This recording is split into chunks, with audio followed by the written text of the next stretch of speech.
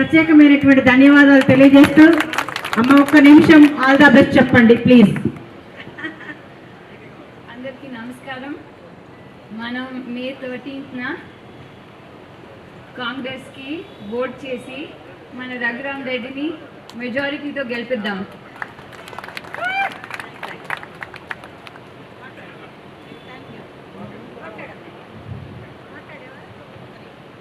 ప్రత్యేకమైనటువంటి ధన్యవాదాలు తెలియజేస్తూ అమ్మ ఒక్క నిమిషం ఆల్ ద బెస్ట్ చెప్పండి ప్లీజ్. అందరికీ నమస్కారం. మనం మే 13న కాంగ్రెస్కి ఓట్ చేసి మన రఘురామ్ రెడ్డిని మెజారిటీతో గెలిపిద్దాం.